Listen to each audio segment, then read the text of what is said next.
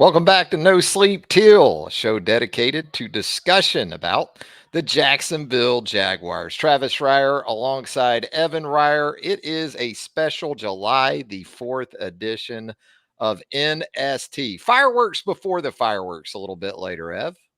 Yeah, absolutely. Happy Fourth to everybody. No, definitely. You can tell that we're serious. When we're recording on a bank holiday, when we're recording on America's day off. We're not Uh, getting paid to do this yeah, no, today. this is just for the love of the game, y'all. Absolutely.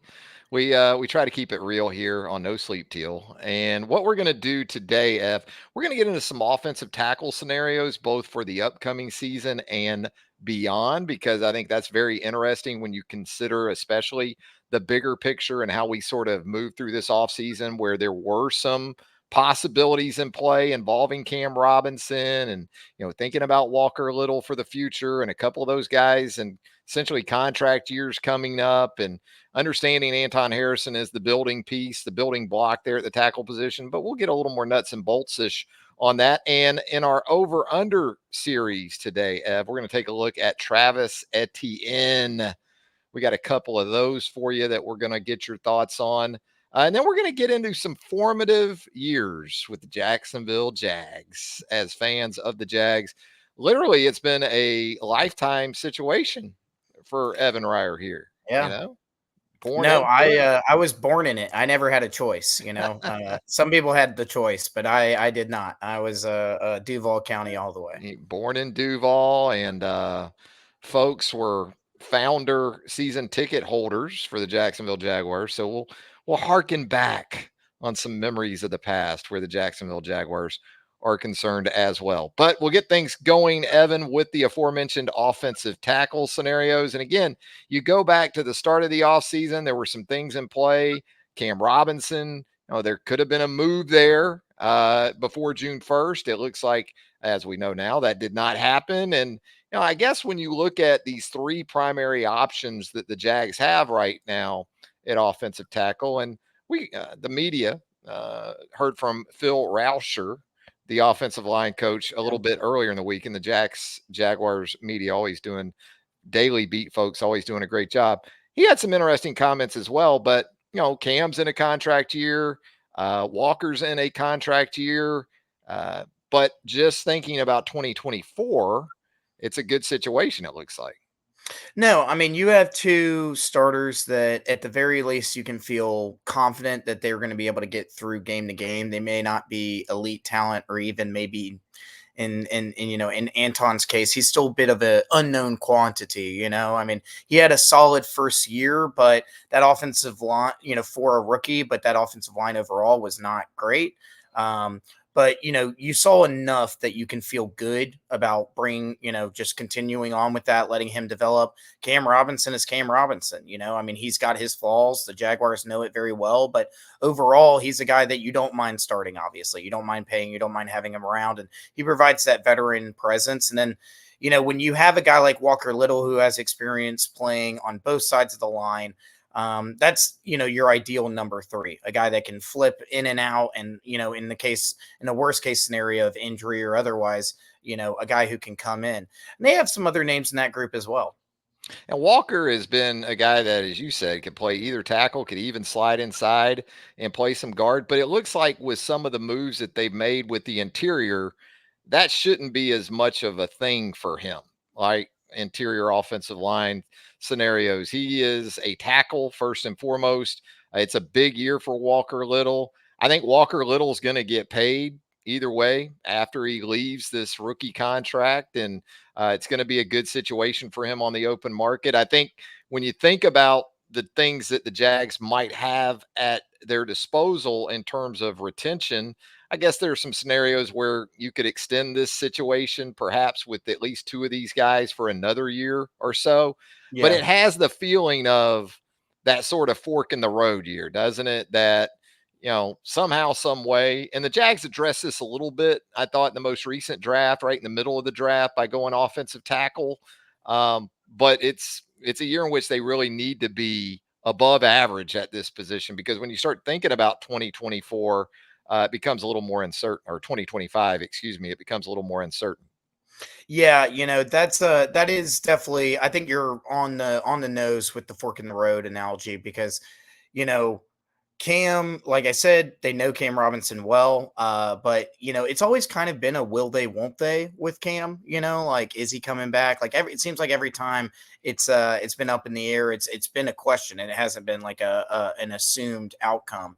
Um, I think yeah, there's still absolutely the very real chance that after 2024 you're looking at the same duo for maybe another year or two. But that's where Javon Foster is an interesting pick in the middle of the draft this year because he's kind of got the skill set that you want to develop in the NFL. Like he was a very very good pass blocker, not great against a run in college, but overall showed a lot of promise as and like in zone blocking schemes as a pass blocker. But he's a fourth rounder for a reason. There's definitely a lot to develop there. They definitely don't know what they have quite yet. And then there's also, we've talked about him in the past, but I mean, the team clearly still really likes Cooper Hodges. He lost last year due to that injury, but that's another guy that you might need to pay attention to as we're getting into the regular season and seeing how they kind of set up that 53-man roster, because that'll tell you a lot about what they think of the group beyond the starters, and or is there a guy that could necessarily be Cam Robinson's successor or a guy that could disrupt that starting duo. Yeah, and Cooper Hodges even been working some at center apparently. So Yeah, he flips in and out. versatility, Yeah. big thing. And as Phil Rauscher talked about earlier in the week, it's not uncommon if you play interior offensive line. If you're a guard, you're probably going to rep in some at center. That's just Yeah. commonplace these days in the college and NFL ranks, where you cross train guys between those two positions, especially. So when you think about, again, Anton Harris and the big picture for the big man from the University of Oklahoma, a scenario exists there where he could be your left tackle in Yeah. 2025.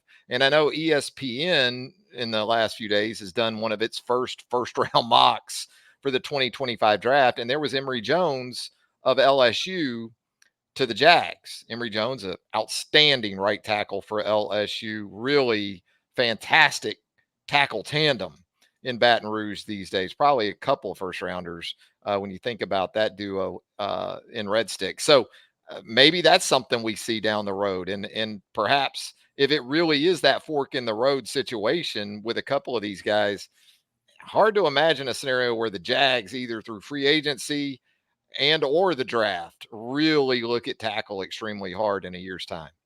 Yeah, and I mean, it's you just paid Trevor Lawrence a boatload of money. I mean, there's no reason not to continue to ensure that you're building up that offense, because really, if you think about it, I mean, skill position wise on offense, I mean, don't get it twisted. I don't think the Jags have necessarily the best group in the NFL.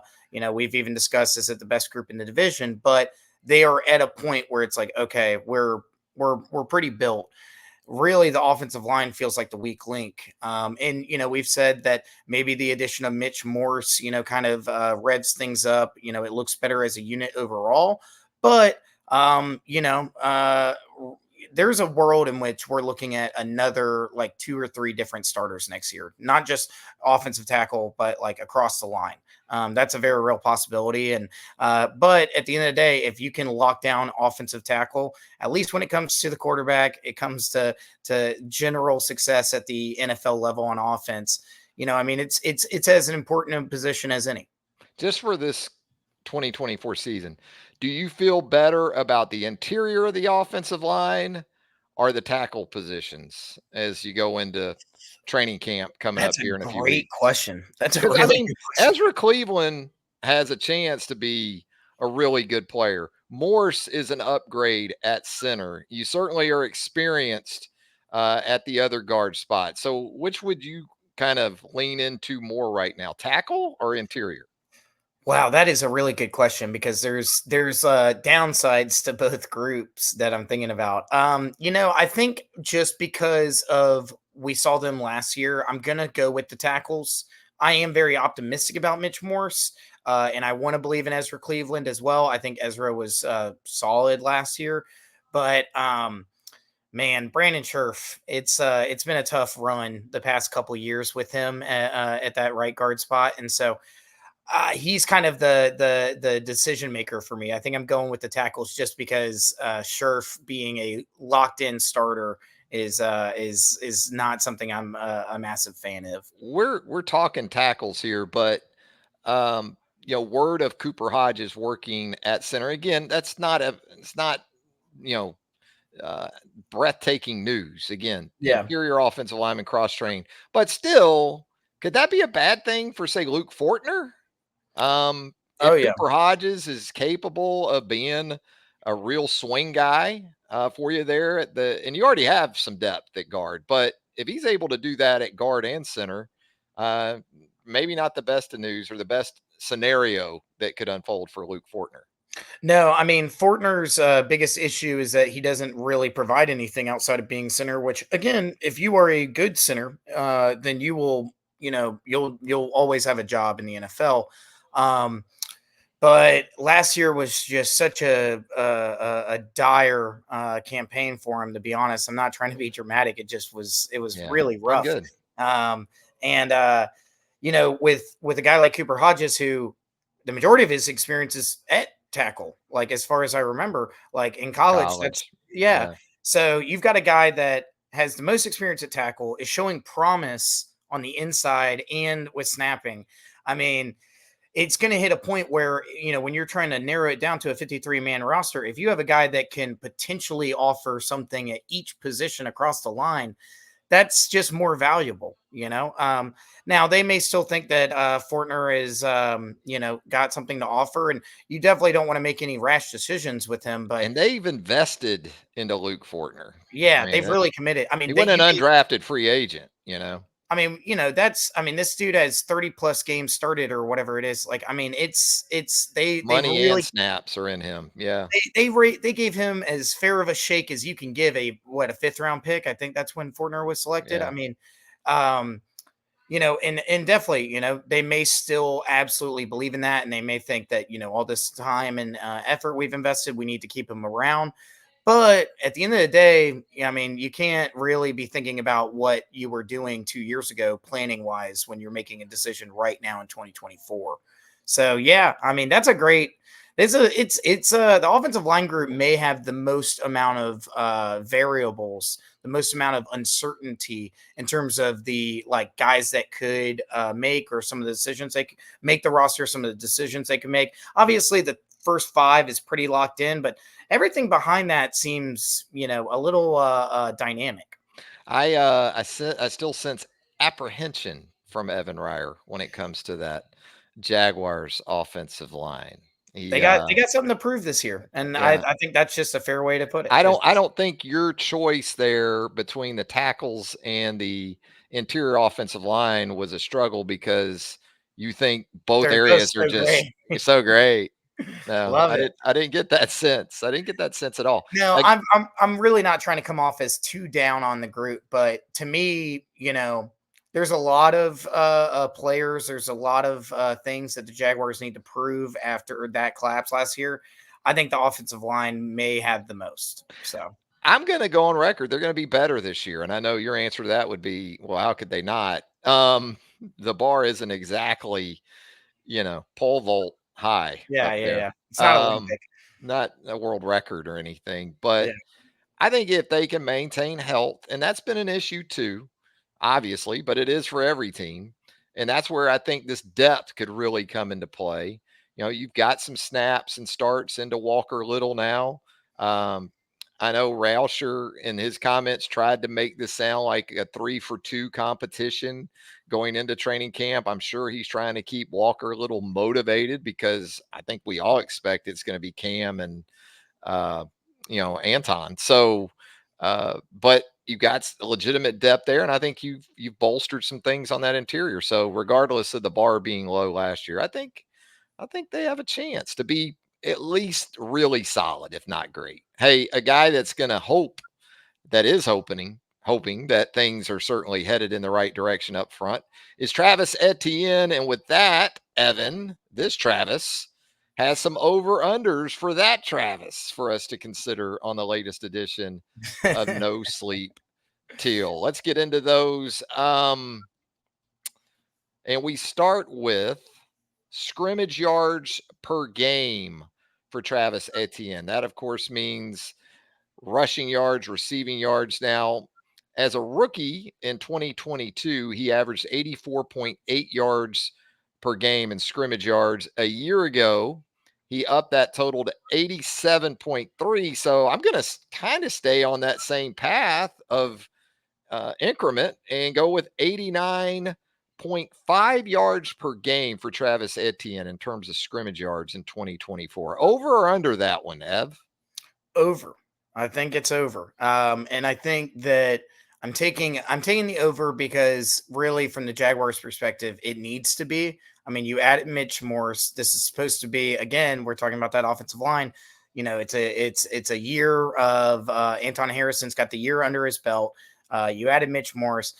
This should be a better offensive line. Ergo, ATN should be averaging a solid yards per attempt on the ground. And last year, they kind of got him the ball more as a receiver. He had more yards and more catches. Now he wasn't averaging quite as strongly, but he was still at like 8.2 yards per reception.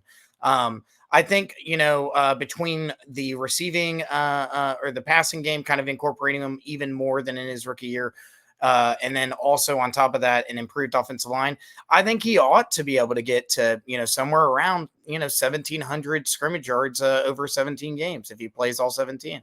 Yeah, he was right in that 1,400 to 1,500 range the last two seasons. And, part of that increase over year one to year two, he just got more touches. As you said, Yeah. he carried it more, he caught it more in 2023. So, that made plenty of sense. And I wouldn't see that number declining if he's able to play 17 games once again in year three. So I'm with you on the over 89 and a half scrimmage yards per game. Might have to do it again more as a runner.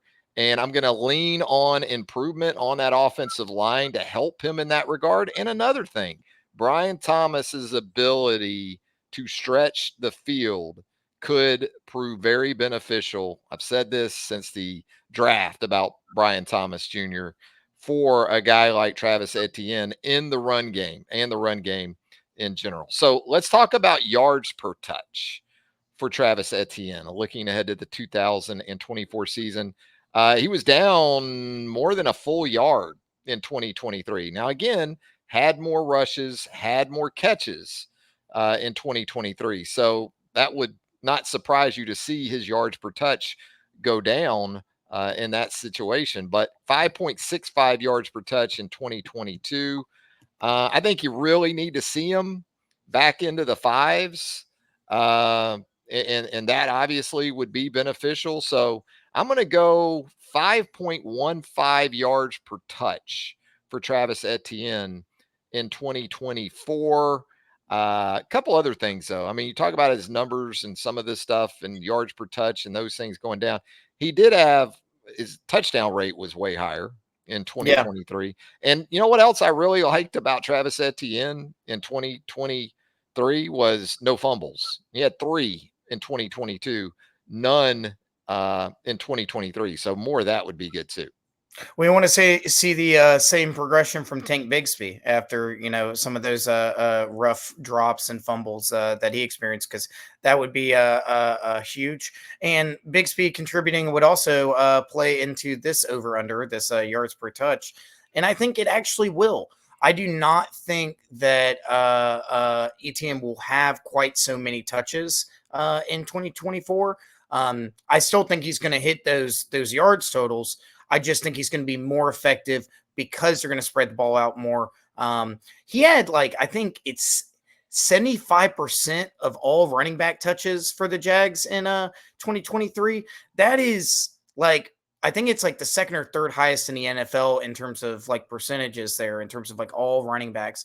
That's not normal. And I don't think you're going to see that again. So if I'm a believer in the fact that, he's going to get 1,700 yards from scrimmage, but he's not going to touch the ball as much, yeah, I got to go over on the yards per touch. I'm looking at like 5.3, 5.4, just by the nature of the numbers. Especially, if Tank Bigsby can be involved a little bit more, consistently, doesn't make so many mistakes. And then also you have to wonder, we like Keelan Robinson. They seem to like Keelan Robinson. They've got some, and I mean, again, too, right, just all the additions to the offense this year. They've got, reason to spread the ball out more, whether it's in the passing game or in the running game. Yeah, when you think yards per touch, you think about space, right? And the Yeah. ability to be able to do it. And again, that kind of goes back to what you're hoping is going to play out with Brian Thomas Jr. in this offense and his ability to get vertical in the passing game and at least provide a threat on a consistent basis that opposing defenses have to respect. Now, if you're not able to convert them, until you're able to convert on that actual speed, defenses are going to make you beat them. And Yeah. so it's important to actually hit on some of these. And the earlier, the better for Travis Etienne. As far as Tank Bigsby, I'm hopeful. I was a big fan of the pick a couple of years ago with Bigsby coming out of Auburn. Didn't really see it last year. And we'll see how it goes with Tank. But that's certainly, I agree 100% with how he could help in that regard as well. So there you go. Some Travis Etienne over unders here on No Sleep Teal. And as we put a wrap on things, I wanted to go down memory lane with Evan Reier. Formative Jags moments for Evan as a youngster. Because again, as a 96 kid, I mean, you were right there on the heels of the first season of the Jacksonville Jaguars existence. Yeah. So the argument could be made that you showing up in March of 1996 spurred that 96 season, that no one expected, People that are talking. included people are talking. People are saying things. Sources Yeah. are saying that this But is I wanted to get one or two of those from you. I was around, so I think I can remember. We talked about some of them before we went on the air that maybe you don't even remember. But just give us some formative memories for Ev. there are times where I wish I was like 5 or 6 years older, because then I would have remembered the 90s. Like I could have, like the 99 season, right? Like I'm 3 years old or whatever it was. I didn't really get to properly experience it. But I think probably the earliest season I can remember was those like 04, 05 seasons where the Jags were still pretty good. They're trying to figure it out at quarterback, moving on from Brunell into Leftwich, Garrard, that whole situation. That 2007 season is probably the first one that I remember being emotionally invested. It's a good year too. That Jaguars defense that year, Henderson, Stroud, all those dudes. That's very formative. And then a lot of it, it's a badge of honor for me. But I mean, a lot of my pre-adult years were spent watching the Jags just not be very good. Um, but there are some random bright spots. I can't remember if it was, I guess that was probably 2009 or 2008, 2010, when the Hail Mary pass, the get swatted down into, we were watching in our living room. It was against the Texans. And it was a nothing game at that point. I don't think really was, a whole lot was at stake. The Jags weren't really looking for an incredible season, but ball, Garrard flings it 50 yards, gets batted down into, I want to say it was, I can't remember the receiver's name right now, but that was like one of the, just throw your hands up in the air, run around, scream. That's definitely a memory that I will always think about.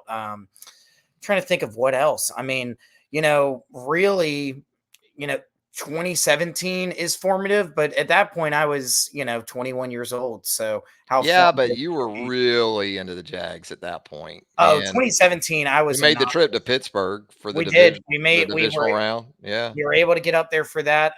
Went to several other games. Went to that pointless road game against the Titans after we locked up the division and freezed my ass off, to put it with simply. no socks in Yeah, Nashville.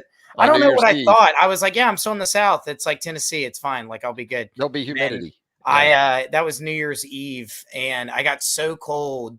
Our plan was to leave the stadium and then go hit Broadway immediately and go partying, until midnight. I literally was like, no, I'm going to the hotel for several hours, Room and I'm service. warm. I like got under the blankets and stuff and was still shivering. Like even though I was warm then, like I was it was not great. Um, but yeah, that 2017 season was definitely the most I've yeah, I mean, it was obnoxious. Like you couldn't talk to me without talking about the Jaguars at some point. I'll always remember that trip to Heinz Field. We've made a Oh yeah. couple of those through the years, but the What about you? 2017 visit, it probably goes back to the very first year or two of the team, sitting in the north end zone before the Bud zone and everything else out there with your grandfather. And, it was a blast, even with the slow start in 95, but then to see 96 unfold. And I'm like everybody else in 96. I mean, the Falcons game just to get in, Yeah. and Morton Anderson of all kickers missing a chippy right into that north end zone. We'd sit in the south end zone. For some reason, I don't know why I was in the north end zone. I think maybe Pops had tickets in the north end zone and I Yeah. was at that game with him. But that kick was right into us, and I still can't believe it missed because Morton Anderson did not miss. And then the playoff run, obviously the win in Denver, the team coming back from Denver. Your mother and I among the thousands that went down to the stadium that night to welcome the team back. I mean, there are probably in excess of 20, 30,000 people in the stadium when the team got back. So that was a heck of a lot of fun. And there were some things, too, like it was the Houston Oilers. People forget about that. It wasn't Yeah. the Tennessee Oilers or the Tennessee Titans. It was the straight up Houston Oilers Oilers. back in the Yeah. day. And I remember the game in Jacksonville where Eddie George just went off. I think it was year two, early in year two, which did not get off to a good start, and Eddie George just ripped the Jags. He had one run where he started left, cut all the way back across the field. It was like a Pop Warner run, Yeah. and he Yeah. did it against an NFL defense. And I just remember Tom Coughlin in the post game saying, "We let Eddie George go transcontinental against us." Yeah. I'd never heard a coach use the word transcontinental to describe a play, but it was true. But yeah, I mean, and then you guys growing into it, being able to see that's always cool. I was able to figure out the deal with that Hail Mary. That was 2010. Mike Thomas was the receiver Oh who caught that. wow. Yeah, Yeah. throwback there. Uh, Also, crazy thing about that too. Jaguars won on a Hail Mary at the end of the game. The Texans fumbled the ball with 8 seconds left to Oof. give the Jags the ball and then they did that. So Yeah. pretty, yeah. Wow. If you're bad day in Houston, I will throw out another honorable mention. Has to go to those random years where the Jags just seem to have Peyton Manning's number. They always seem to like beat the Colts, like maybe not every year, once a year, but fairly often. I remember Scobie knocking down a long game-winning field goal one year, and then also another. I think it was like 2011, but the Jags beat a great Ravens team with 0 touchdowns on Monday Night Football. I think it was like 2011. They won like 12-7, like one of the worst primetime games you could ever watch.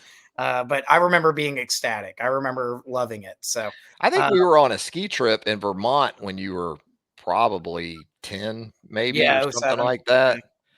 And the Jags beat Pittsburgh Yeah. on the road. I think that was the David Garrard game, maybe Yeah, that something like was that. he had the insane. I mean, that final drive of the Jaguars Steelers '07 game, like to for the go ahead score, Yeah, insane. I mean, yeah. um, in general, that was just electric. I mean, that was a great Steelers team too. That was like a Steelers team that was, very much expected to, potentially win another Super Bowl. There was obviously the undefeated Patriots that year were doing their thing, and that's who the Jags ended up losing to. But no, I mean, That's probably the first playoff win I remember watching of the Jaguars. There's only been 3 in the past 24 years or 22 years or whatever, but that was the first one I remember watching for sure. Your mother and I got to get this one in, went to Pittsburgh in the early aughts, might have been 2001. Jim Tarl was a kicker for the arena football team in Jacksonville that I got Tomcats, to baby. know, Tomcats, and I got to work with him some with that team. And he eventually signed with the Jacksonville Jaguars to do kickoffs, basically. I think Mike Hollis was still around doing field goals.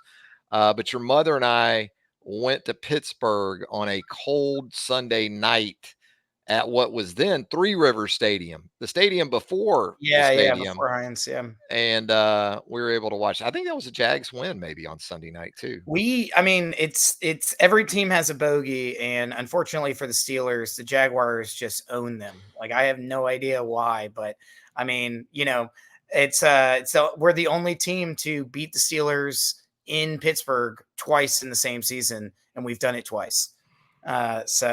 '07 and 2017, both years, won in Pittsburgh twice, which it's insane. No, what was Three Rivers Stadium like, real quick? What was that? It was one of those multi-purpose stadiums from Yeah, the 60s and 70s. Atlanta had Fulton County Stadium, right. Cincinnati had Riverfront Stadium, Three Rivers Stadium.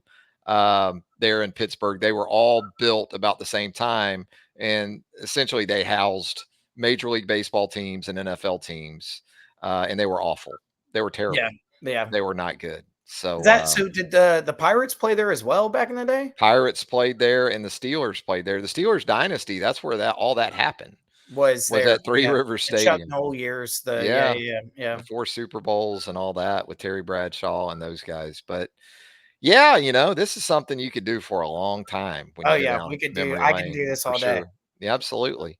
It's a lot of fun, Ev. It's been fun talking offensive tackle scenarios with you. It's been fun talking Travis Etienne over unders, and of course, the formative Jaguar years for the two of us. Absolutely. So, hey, Ev, have a great rest of your fourth, my man. And You next as time we well. check in, I want a digit check to make sure they're all there. Be Right. careful of This those is this is fireworks. Okay. 12:30 Central Time Okay. on There's July all 5th. 10. All right. I want to see them here on the show when we reconvene in a week's time. But always fun, Ev. I look forward to doing it again real soon. All right. See y'all next time. For Evan Reier, Travis Reier, thanking you for joining us right here on No Sleep Teal. Be sure to like the show. And also, if you haven't, subscribe to our channel at Reier on YouTube. We would certainly appreciate that as well. For Ev, I'm Travis. Have a great rest of your holiday. Be safe. Till next time. So long, everybody.